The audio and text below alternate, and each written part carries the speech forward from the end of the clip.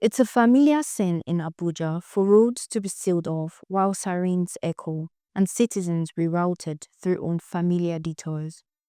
From presidential inaugurations to court proceedings involving high profile politicians, and from international summits to large scale protests, these events trigger a rapid mobilization of Nigeria's security architecture. The Department of State Services, Nigeria Police Force, Civil Defense Corps, and even the military often coordinate to create this blockade, which can stretch for hours. Security experts say the measures are preventive, meant to forestall breakdowns in law and order, especially in politically sensitive situations like the case of the leader of the indigenous peoples of Biafra, Nnamdi Kanu. Yeah, we've had cases where accused are brought to court.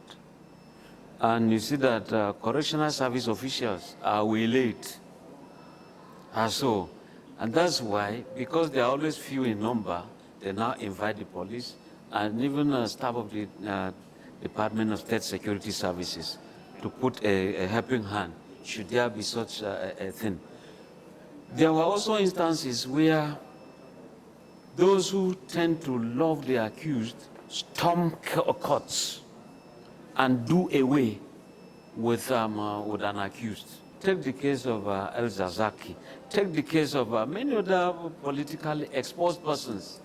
So when police do that, do those deployments, they tend to look at trying to secure the environment, secure the courts, and if you create barriers, the court is seated far deep there, but far away, there you have the policemen being deployed here and there. But for residents and business owners, these precautions often come at a cost where productive hours are lost hours and economic strain on small businesses in blocked zones.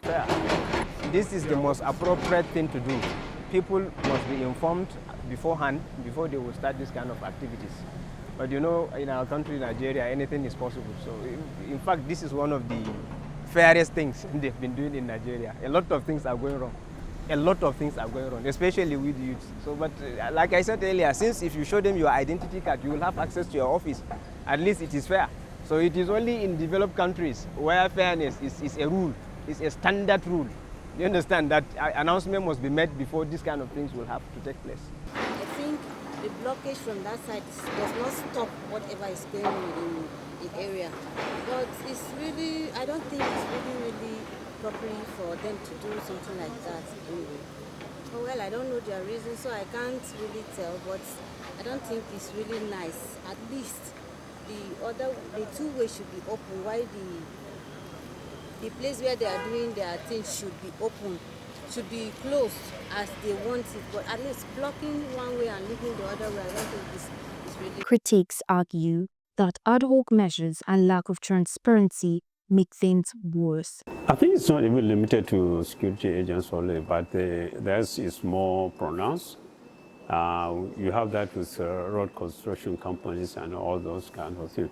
But it's not supposed to be a norm, or it's not right what they are doing, because people have a right to move, and they have a right to know if there is any problem or obstacle to their movement. So ordinarily, what ought to have happened is the fact that if you're going to do this, please announce it in the first place, that look, I'm going to, sometimes they do that when there is a major event happening, mostly at Eagle Square, they will tell you that, look, don't go around this area, we're going to block certain road. But in most cases, they don't do it, and you find that they cause a lot of problem. And it's the fact that sometimes in this country, you find that those in authority don't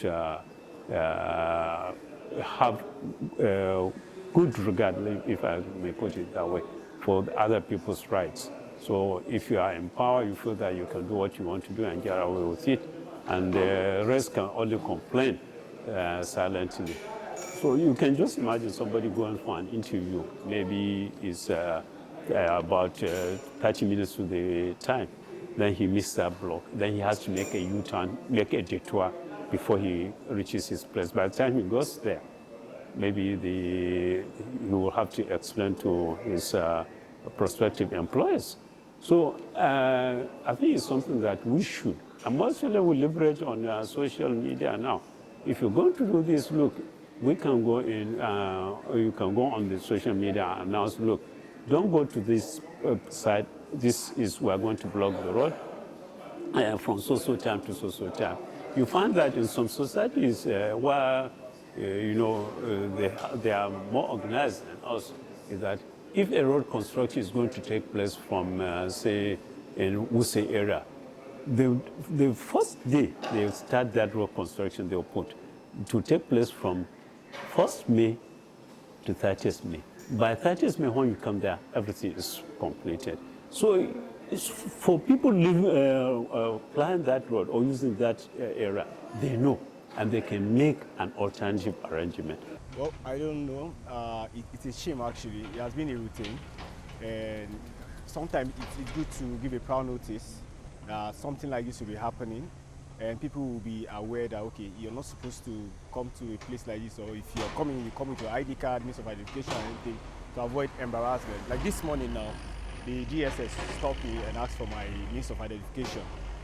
And I have to show them. But the thing is, if I was informed that something like this was going to happen, probably maybe some days I forget my ID card. I might just, feel so embarrassed. I don't have ID card and they have to walk me back, and but it's actually not a good thing. That's why we have our media houses that you can communicate to the citizens ahead of time.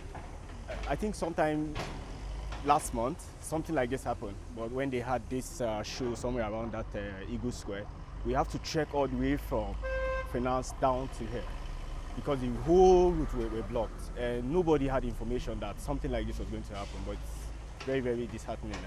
Becoming a national conversation, many believe it's time for a new model that protects both state functions and citizens' daily lives. Mildred Billy, reporting for Third Eye Africa TV.